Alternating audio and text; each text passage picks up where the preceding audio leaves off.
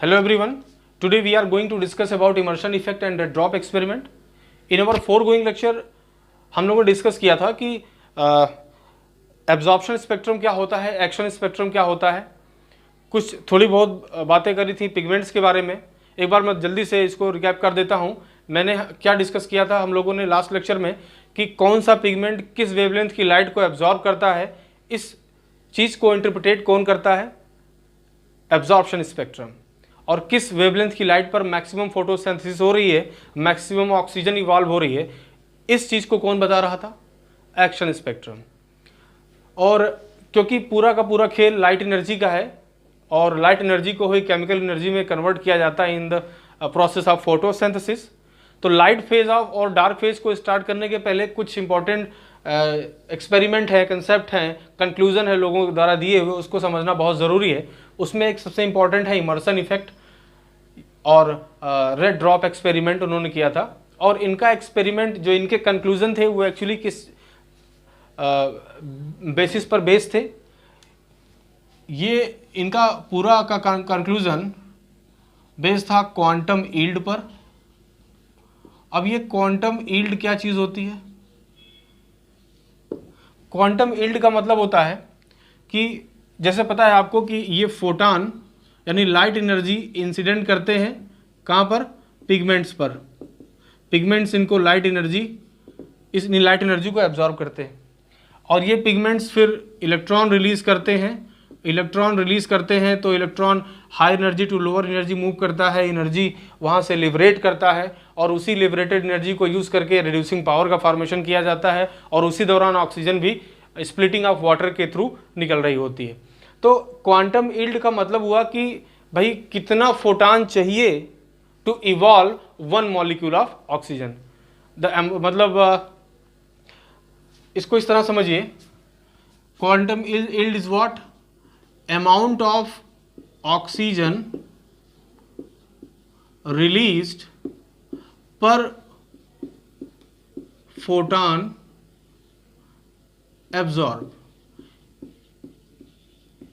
यानी फोटान के एब्जॉर्ब होने से कितने ऑक्सीजन रिलीज हो रहा है एक फोटान के एब्जॉर्ब होने से। या इस तरीके से समझिए कि एक मॉलिक्यूल ऑफ ऑक्सीजन को रिलीज करने के लिए how many photons are required, it is known as quantum yield. Actually ये जो इमर्सन इफेक्ट है ये इसी क्वांटम यील्ड पर बेस्ड है। इमर्सन ने क्वांटम यील्ड को ही बेसिस बनाया। एक इसका ग्राफिकल रिप्रेजेंटेशन समझते हैं हम लोग। ये मान लेते हैं यहाँ पर 400 नैनोमीटर वेवलेंथ स्टार्ट करते हैं, ये लास्ट में 700 नैनोमीटर। यहाँ पर हम इस एक्सिस पर रेट ऑफ फोटोसिंथेसिस रखते हैं। तो अच्छा एक चीज़ और यहाँ पर हम रख देते हैं 680 नैनोमीटर, ओके 400 से। तो हमारे पास क्या कंक्लूजन निकल के आया, इन्होंने देखा कि रेट ऑफ फोटोसिंथेसिस का जो ग्राफ था वो कुछ इस तरीके से आया और जैसे ही 680 के आसपास पहुंचा, ये देखिए 680 के पास पहुंचा, सडन डिक्लाइन हुआ। क्या हुआ?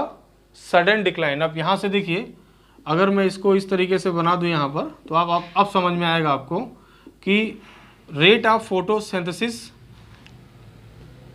इंक्रीज हो रही थी, लेकिन जैसे ही 680 के पास पहुँचती है उसके बाद आफ्टर 680 नैनोमीटर ऑफ वेवलेंथ, उसके बाद sudden decline in rate of photosynthesis हुआ।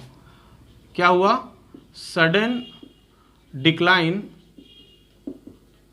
इन rate of photosynthesis means to say कि just after 680 nanometer rate of photosynthesis sudden decline, और ये 680 to 700 के आसपास की जो वेवलेंथ है वो कौन सी वेवलेंथ है? ये रेड रीजन की लाइट्स हैं, रेड रीजन की। तो क्योंकि रेड रीजन क्रॉस करते हुए ही करने के तुरंत बाद ही सडन डिक्लाइन हुआ रेट ऑफ फोटोसिंथेसिस में, तो इसको यहाँ पर नाम दे दिया गया रेड ड्रॉप एक्सपेरिमेंट।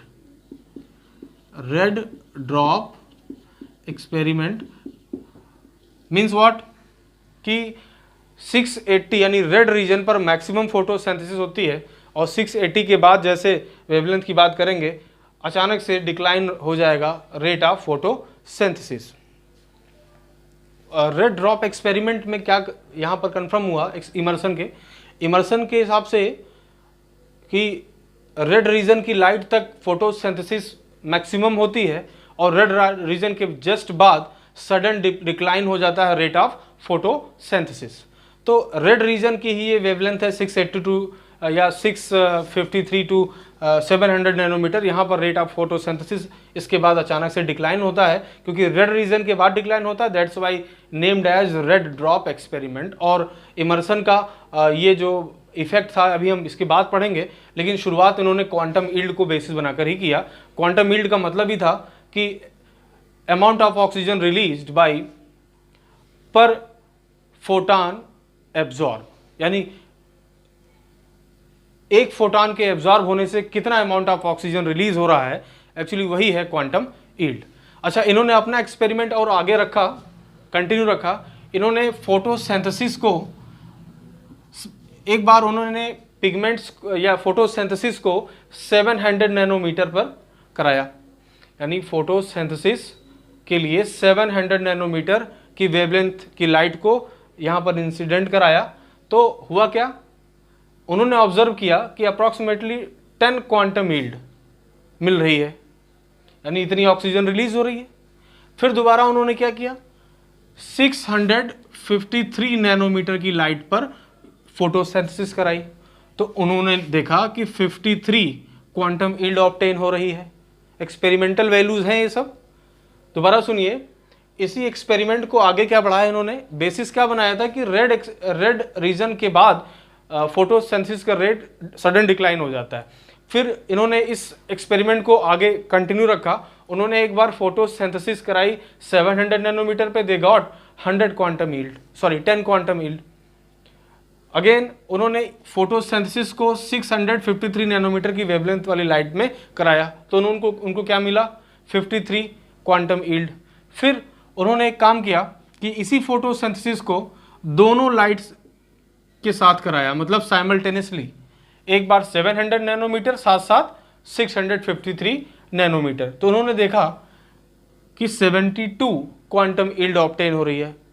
तो इस एक्सपेरिमेंट से क्या नजर आ रहा है कि अगर हम सेपरेटली इन दोनों वेवलेंथ की लाइट को यूज करके फोटोसिंथेसिस कर रहे हैं तो एक बार 10 और एक बार 53 क्वांटम यील्ड मिल रही है। लेकिन अगर हम साइमल्टेनियसली इनको फोटोसिंथेसिस में यूज कर रहे हैं तो हमें रेट ऑफ फोटोसिंथेसिस जो कि क्वांटम यील्ड बता ही रहा है वो ज़्यादा मिल रही है। इसका मतलब कंक्लूजन ये निकल के आया उनके एक्सपेरिमेंट में कि कंक्लूजन ये निकल के आया कि फोटो सिस्टम, अगेन इमर्सन ने अपने एक्सपेरिमेंट को और आगे बढ़ाया क्वांटम यील्ड को बेसिस मान करके। एक बार फोटोसिंथेसिस 700 नैनोमीटर पे कराया तो उनको 10 क्वांटम यील्ड मिले। एक बार फोटोसिंथेसिस को 653 नैनोमीटर पे कराया तो 53 क्वांटम यील्ड मिले। फिर फोटोसिंथेसिस को इन्होंने दोनों वेवलेंथ की लाइट को एक साथ दे करके कराया तो उनको कुछ अलग रिजल्ट निकल के सामने आया, दैट इज 72 क्वांटम यील्ड मिली यहाँ पर।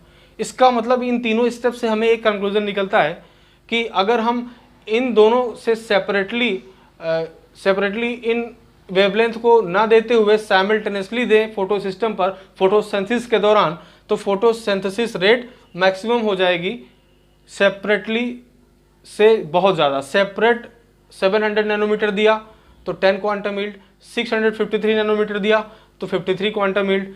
लेकिन अगर इन दोनों वेवलेंथ की लाइट को साइमल्टेनियसली दिया जाए तो फोटोसिंथेसिस का रेट ज़्यादा हो गया। तो कंक्लूजन उनको ये नज़र आया, इमर्सन ने कहा कि भाई अगर दोनों को देने से, दोनों वेवलेंथ की लाइट को एक साथ देने से फोटोसिंथेसिस रेट ज़्यादा हो रही है, इसका मतलब दो टाइप के पिगमेंट सिस्टम पाए जाते हैं प्लांट्स के अंदर जो कि फोटोसिंथेसिस के रेट को मैक्सिमाइज करने का काम करते हैं। कंक्लूजन ये निकल के आया कि there are two photo system, that is PS first and PS second, are present in plant system. In PS first and PS second, right. एक बार मैं दोबारा से इसको रिकॉल करता हूँ। इमर्सन इफेक्ट और रेड ड्रॉप एक्सपेरिमेंट क्या था? ये बेसिस बनाया इमर्सन ने क्वांटम यील्ड को। क्वांटम यील्ड का मतलब होता है अमाउंट ऑफ ऑक्सीजन रिलीज पर फोटोन एब्जॉर्ब, यानी एक फोटोन के एब्जॉर्ब होने से कितना ऑक्सीजन रिलीज हो रहा है। इस बेसिस को बना करके एक्सपेरिमेंट किया उन्होंने, एक ग्राफिकल रिप्रेजेंटेशन दिया। एक अगर मैं यहाँ पर रेट ऑफ फोटोसिंथेसिस शो कराई जाए इस एक्सिस पर और दूसरी एक्सिस पर वेवलेंथ ऑफ लाइट कराई जाए, तो ये देखा गया कि फोटोसिंथेसिस इंक्रीज हो रही है, लेकिन 680 के बाद रेड रीजन के बाद सडन डिक्लाइन हो रही है। तो क्योंकि रेड रीजन के बाद फोटोसिंथेसिस अचानक से डिक्लाइन हो रही है, that's why known as red drop experiment. इस एक्सपेरिमेंट को आगे बढ़ाया उन्होंने एक बार फोटोसिंथेसिस 700 नैनोमीटर पे कराई, तो क्वांटम यील्ड यानी रेट ऑफ फोटोसिंथेसिस या ऑक्सीजन इवॉल्व जो है थोड़ा सा कम मिला, 10 मिला। फिर फोटोसिंथेसिस 653 नैनोमीटर पे कराया, 53 क्वांटम यील्ड मिली। फिर दोनों वेवलेंथ को एक साथ उस दे करके फोटोसिंथेसिस कराया तो 72 क्वांटम यील्ड मिले।